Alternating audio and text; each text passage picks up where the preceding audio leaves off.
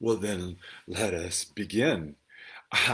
You might find it a little bit interesting that I am coming to you live a little bit earlier today.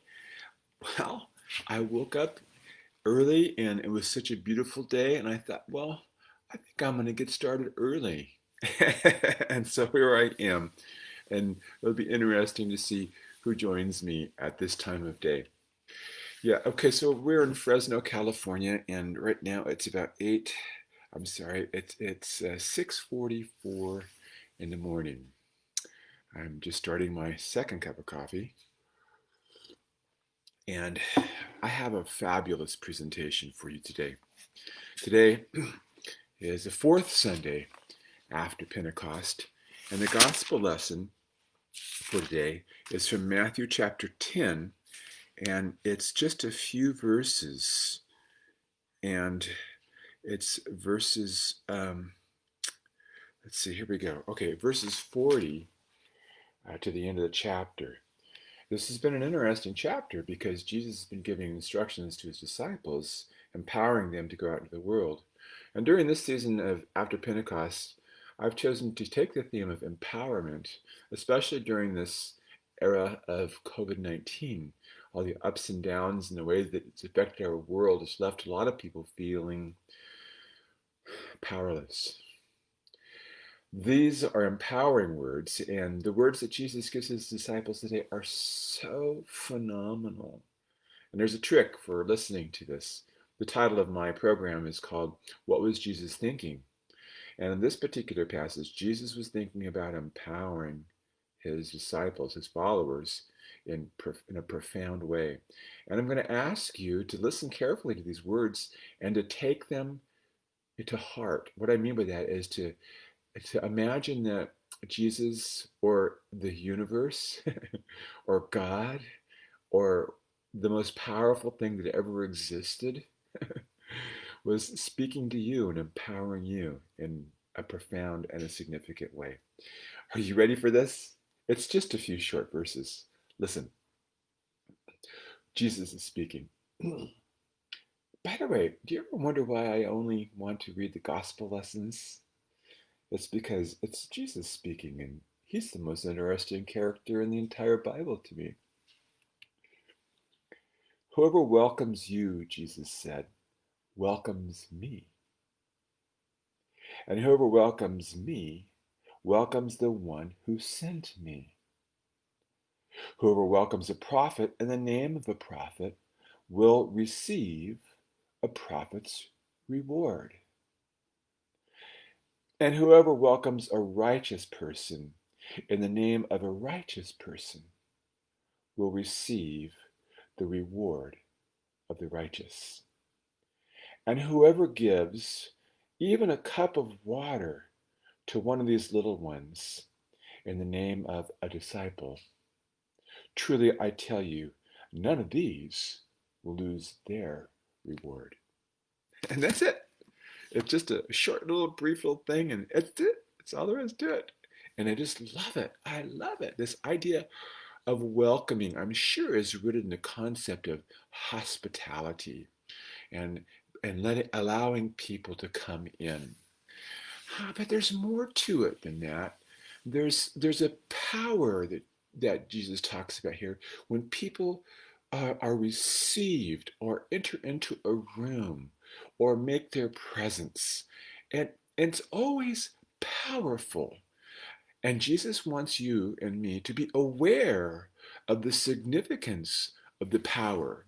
Because when they welcome us, when they see us, it does something to them.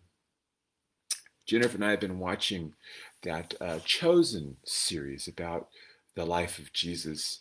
I haven't been that impressed with it, to tell you the truth. Um, I've seen a lot of these types of things, and I thought, well, let's watch this one too.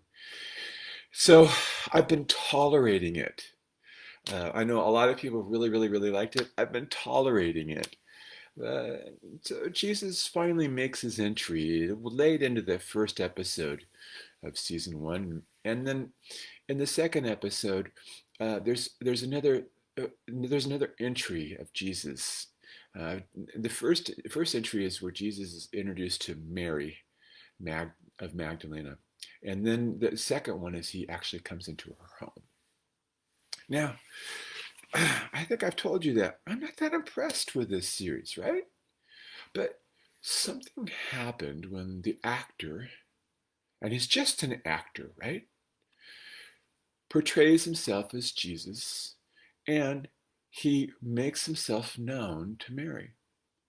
And then when he did that, I had an experience. I thought, oh my gosh, I had an emotional reaction to an actor on television introducing himself to Mary. He didn't even introduce himself, he just was there. And then again, when he came during their Seder meal, not their Seder meal, their Passover, not their Passover meal, their Shabbat meal, their Sabbath meal. And he comes into the room and he sits down. And again, I have this same type of feeling. And I started thinking about other people and how they make me feel when they come into the room. And I thought of a few, and one was we have this baby at our house. We have an 8-month-old, and she is amazing. She's a mixed breed poodle kind of a dog, and she needs to be trained. And Kit, we hired Kit to come into our home and to give us lessons about how to train Lovey. And when Kit comes into our home, it is an amazing experience. She has an impact in my life and in Jennifer's life and mostly in Lovey's life. And she teaches us how to how to train our dog. A dog trainer. And she has this incredible power when she walks into our room, into our house. It's like, oh, the dog trainer is here. It's phenomenal. And then I noticed also we have another dear friend, and Debbie comes in, and Debbie is a chef, or she's trained as a chef, and I don't think she wears a badge that says chef, but she's culinary trained. And she has provided meals for us in multiple settings, including at work, where for a long time she provided lunch for us, for our office. And the other day we had an event at our house, and Debbie came into the room. And she came because we had asked her to come and to prepare lunch for us. And so she came in, and when she came in, I thought, oh, Debbie's here. This is great. And she brought with her her gifts, her skills, her talents. And she made a little salad.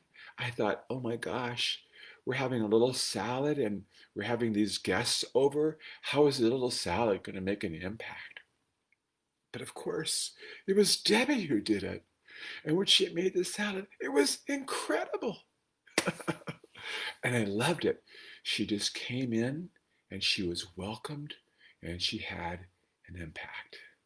She had the impact. Now, the scripture says that when anybody welcomes you, they welcome me. And anybody welcomes a prophet, they receive a prophet's reward. And in each one of these circumstances that I've explained to you, there was a welcoming and there was a reward. And now it made me wonder about myself when I enter a room. What kind of an impact do I have? Well, I know that with some people, when I come into a room, they recognize me and they love me for who I am. And they respond to me. And I thought, having read the gospel lesson for today, I'm not using that to its full benefit. Now here's the punchline. Here's the bumper sticker. When people welcome you, it has an impact in their lives. And Jesus wanted his followers to know that they have an impact in people's lives.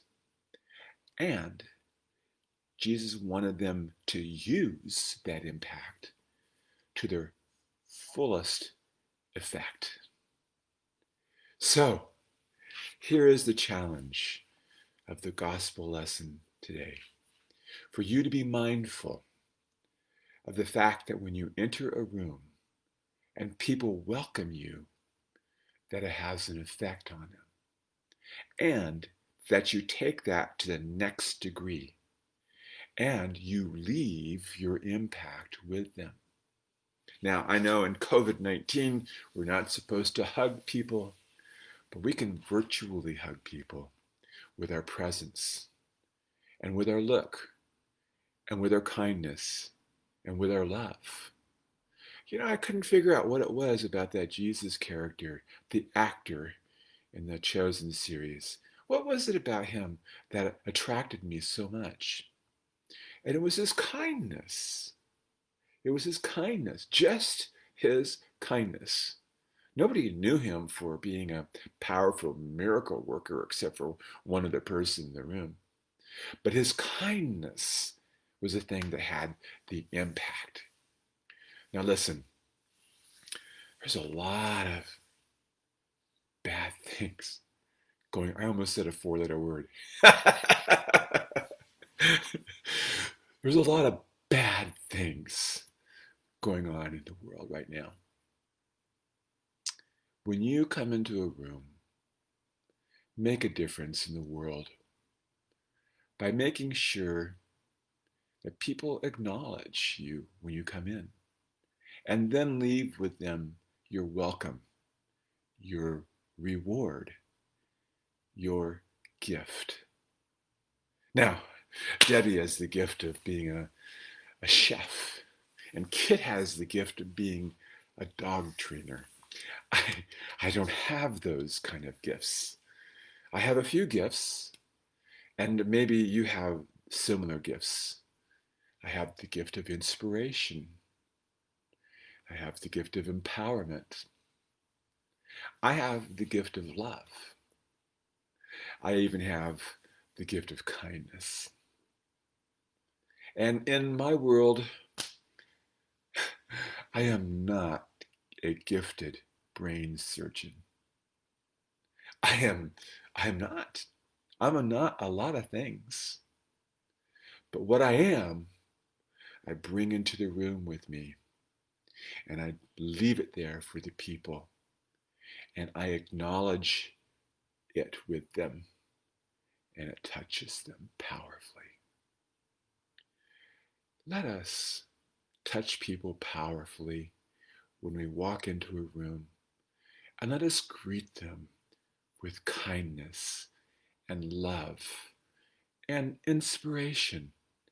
And if you happen to be a dog trainer or a chef or a musician or whatever your gift may be, please bring that in the room with you and love the people that you're with, because during this time, especially during this most incredible time in the history of the earth, people need your welcome.